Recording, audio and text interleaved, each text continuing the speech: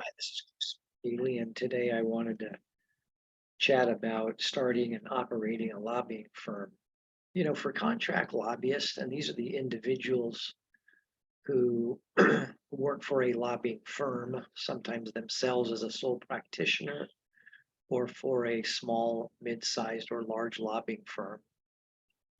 These individuals can be employed as an employee, or they can be the owner of a firm. Now, if somebody's joining an existing lobbying firm, then, the infrastructure is already in place for operating the firm.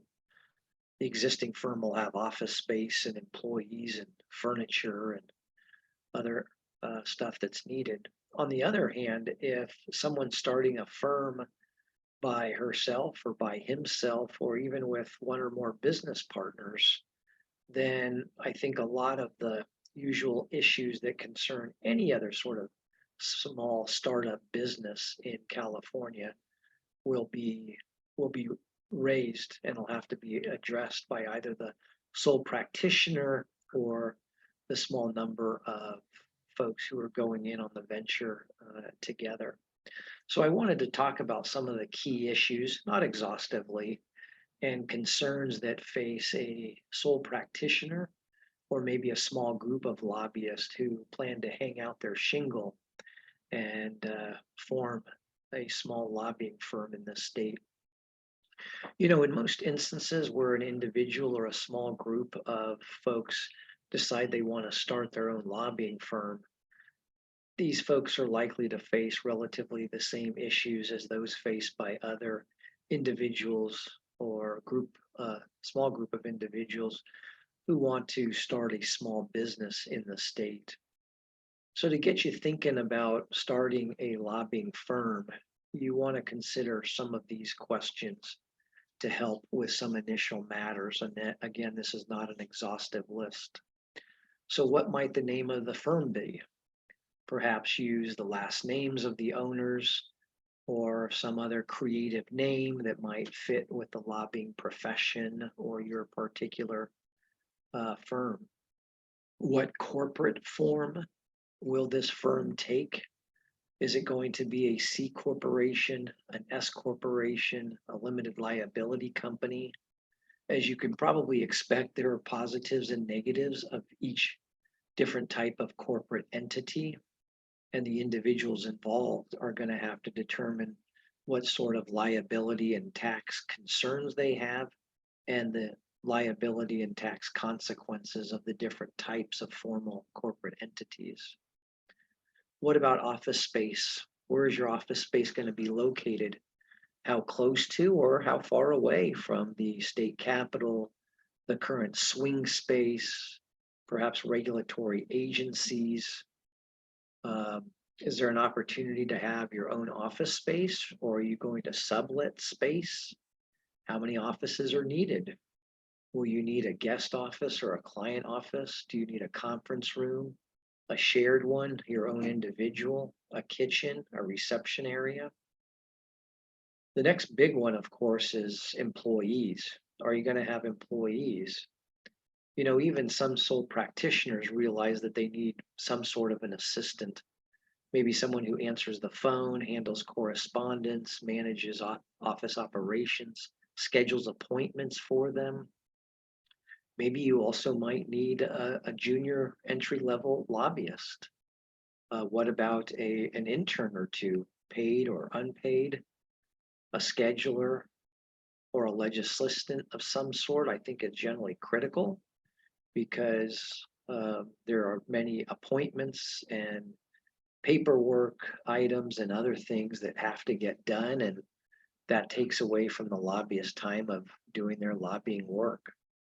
So maybe getting an assistant or an admin who really understands the legislative process, and maybe somebody who's in between an administrative position and a junior lobbyist. Maybe they can help draft fact sheets, draft advocacy letters, research, bill track, etc.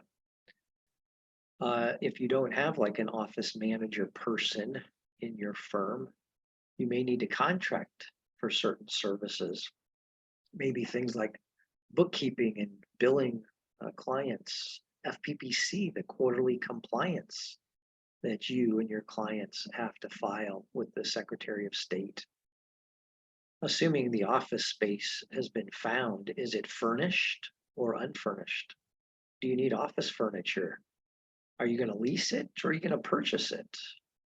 What about phones, computers, TV, a couch, chairs? Again, in some instances, office space comes furnished. In other instances, you may have to buy or long-term rent it. How about supplies? You're going to need stationery, business cards, and other things to function each day. A cell phone, computer, internet service. Again, an important thing for a lobbyist because you have filing obligations each and every quarter, 4 times a year. Who's going to oversee the paperwork? Are you? You also need other paperwork, business license, for example, in the city of Sacramento. If you're an employer, you have to post certain notices. Do you try to handle payroll in-house or do you contract a payroll company to do it? Hey, how about some smaller logistical things like where are you going to park? Does the office space come with a parking space or 2 or 3? Otherwise, is parking nearby? What sort of publications are you going to get? How about a bill tracking service? While there are options for free ones, you may have to subscribe to one or more formal tracking services, for example. If so, you've got to research and decide which ones to purchase. Some have monthly subscription services, some have annual subscription services.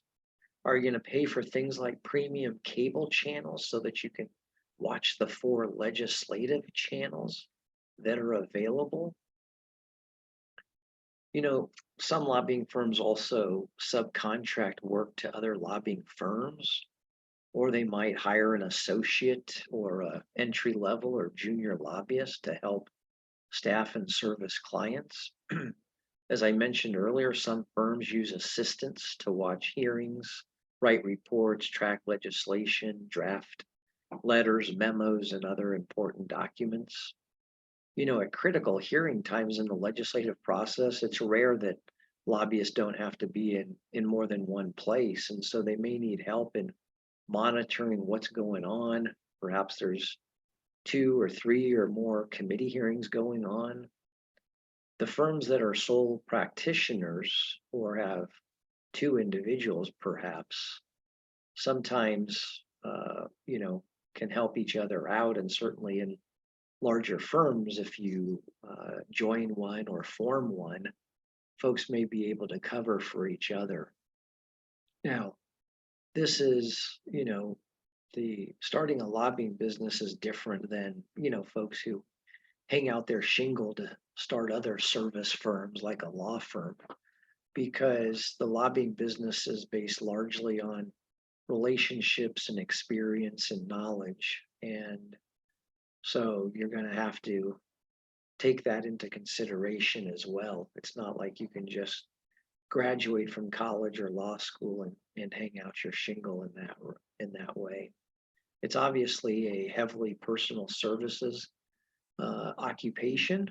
So I think consistent service and consistent results are probably the keys to having satisfied clients who are usually the best source of future business and referrals.